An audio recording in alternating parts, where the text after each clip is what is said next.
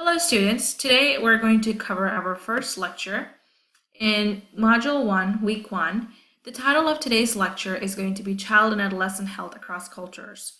By this time, I'm hoping that you have gone through the first video that is posted on the first page of D2L, navigating through the course syllabus, the tentative course line, covering some of the deadlines for the due assignments and the exams. Once that you have gone over that particular video, you're ready to dive into the course content for week 1. So today we're starting our topic with child and adolescent health across cultures. We're going to do, this is a quick outline that I use for my face-to-face classes. So after the syllabus discussion, we're going to do our lecture. And after we cover our lecture, I'm going to go over the supplemental reading assignments.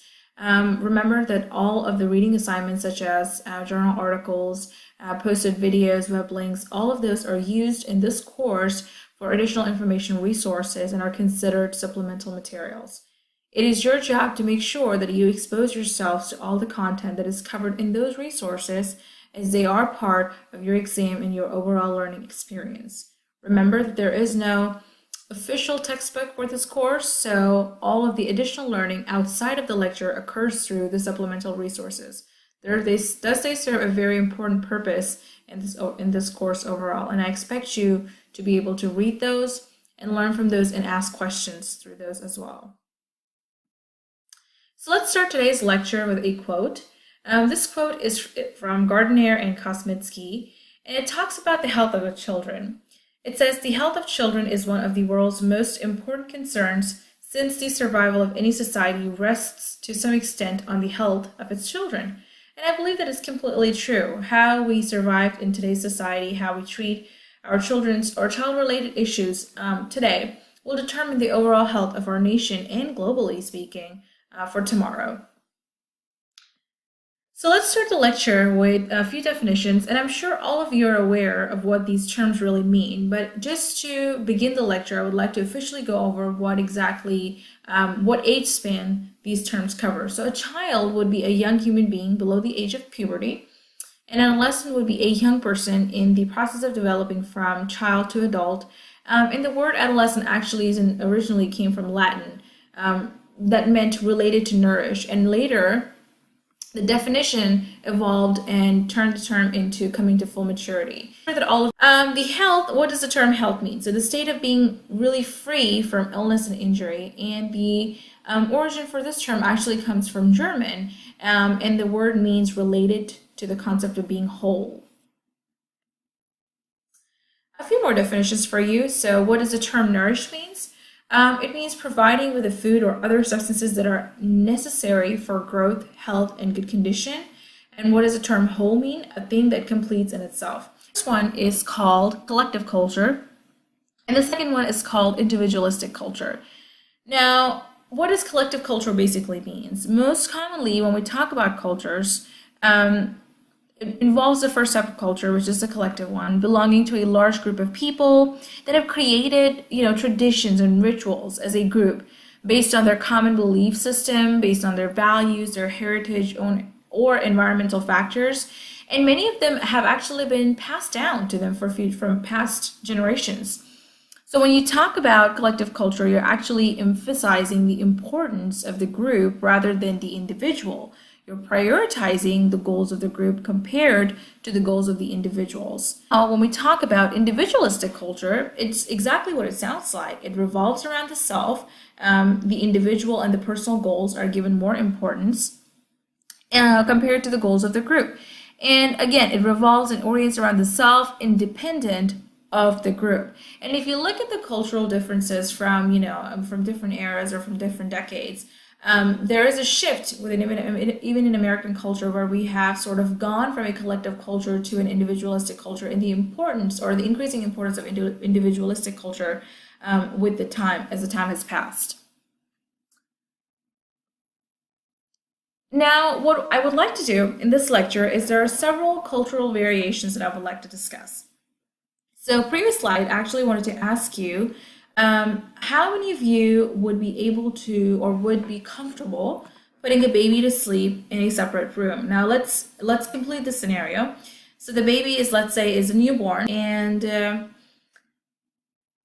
would you be comfortable putting the child to sleep in a separate bedroom, or do you think it would be a better idea for the child to have the bedroom same as the parent? Up until what age would you consider it to be appropriate for the child to have the same bedroom as the parents? At what age would you feel comfortable separating the bedrooms?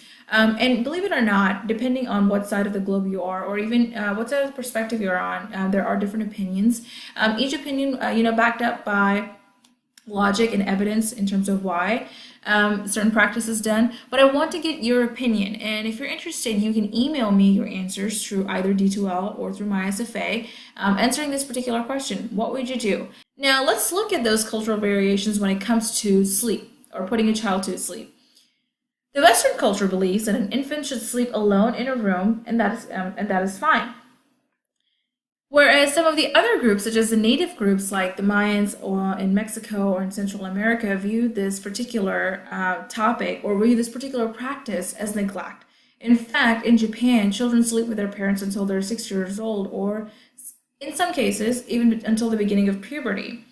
The reason being that there is this opportunity for the parent to bond with their child, and when they separate the child early on in their lives to a separate bedroom, that particular opportunity is compromised. Sleep actually is one of the behaviors or habits that receives a lot of variation from different cultures across the globe. And like I said, the Western culture views infants sleeping alone positively because it provides more privacy for the parents and nurtures the practice of being independent for the child leading into their adulthood. In order to make it practical, we have many modern day devices, right? Including, our audio and video baby monitors and etc. However, not all cultures view this infant sleeping routine, of course, independently positive way. For instance, like I said, some of the examples over here, the native cultures or, some of the Asian cultures view it as a neglect, and there's a reasoning for that, the levels of attachments are affected, and the bonding level between the child and either of the parents, specifically the mother, are compromised. Now let's look at another particular cultural variation, and this is younger children attending preschool and daycares in families where both parents work. A little bit of history. So post-war, there were definitely a lot of cultural changes in child rearing and upbringing. The provision of daycare for preschool children kind of became the norm in the West when the labor market required women to enter the workforce. So the culture changed as the economic and the political pressures were focused on female employment. So by 21st century, proper daycare and preschools were established to support the network of parents where mothers and fathers were both employed. However, even today, we have two differing, perspectives on children attending daycare and preschools and children not attending daycares and preschools. And depending, again, and we're not even going to look at globally, even within the United States, we have, different opinions of parents who think it's a good idea for children to sort of venture out socially and meet other children and go into those settings, social plays, interaction, engagement with peers of their own age, and also being under supervision of other adults and learning in those aspects. Whereas, there's another side to it where other adults think that it would be better for the child to spend those early years of their life with their parents, but primarily with their mother, and deepening that bonding level. So, both sides have their own logics. I'm not saying that either side is correct or wrong, but just being aware of those cultural variations and those different practices and what are some of the logics behind those practices. Now, the traditional age of marriage is also another practice that sees a lot of variation. For example, marriage during the teenage years. Now, these are traditional ages. That does not mean that they're popular ages. So, for example, it says traditional age of marriage in Europe is 16. By no means does it mean that it's a popular age for marriage. Now, in the Western context, this may be seen as, abusive, exploitative act because there's evidence that early marriage leads to earlier childbirth, which impacts on the health of the females. So in the West, when we look at, early marriages, something that is even before 16, within those ages, it is viewed sometimes in a negative context because there is a possibility where the individual may have been exploited or abused into that relationship, whereas the non-Western view of early marriage actually differs quite a lot. It is usually seen as bringing families together or kinship closer together. So the practice of early and arranged marriage has for decades, for a very, very long time. And it's been practiced as a way to bring families together, kinships closer together, and basically to make sure that there's a continuance of the tribe, the clan, the group. The good news is that the age for marriage has increased in both East and the West parts of the world. As time passes, there's more awareness about female reproductive health issues and how they're related to early marriage. And as that awareness spreads, the age of marriage is increasing. The typical age for women to get married is 30. And that differs quite a lot when we look at other when we look at other developed or industrial nations within Europe or North America. So you see a different pattern everywhere, and you're able to see the logic that is backed up behind that particular practice. And it's very interesting to see how even within one world we have so many different opinions regarding one particular practice, and that's marriage. And then another cultural variation that I would like to include in this lecture is about transitioning from child to adult. Now, that is seen in different ways in different parts of the world, but an example that I would like to give you through a term rather is called rites of passage.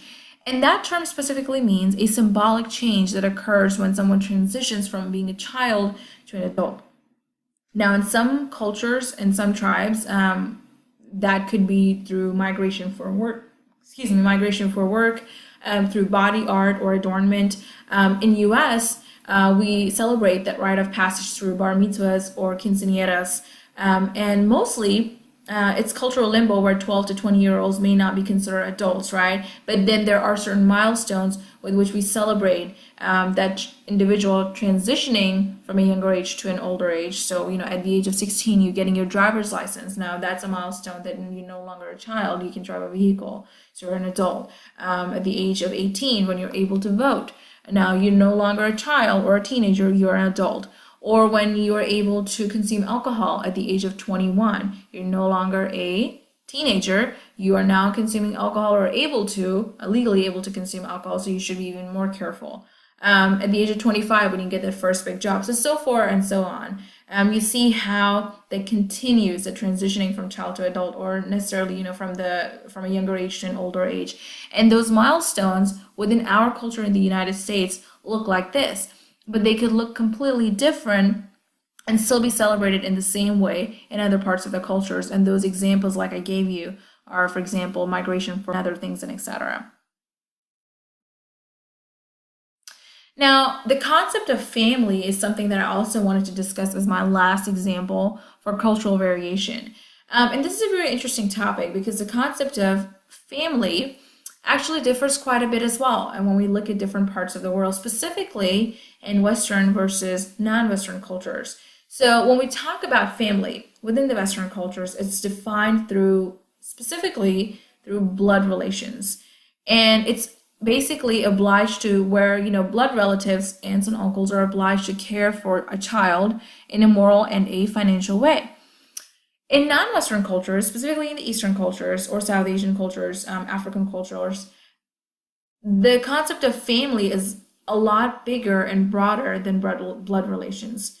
How so? Well, it includes kinship, extended family networks, close family friends, relative neighbors, extended relatives and things like that. So the concept of family is a lot broader compared to a close concept of family, which is very nuclear, very defined within the Western cultures. And I think that's very interesting because when it comes to caring for an orphan, as far as the moral responsibilities and the financial obligations, those are also divided the same way, where a neighbor who may have been very close to a family would be able to take on a child just like a blood relative would have been in that case, because they have been that close to the family and have had that bond developed, and will be able to raise the child in that way. So it's very interesting to see how even the concept of a nuclear family or just family differs in different aspects in different parts of the world.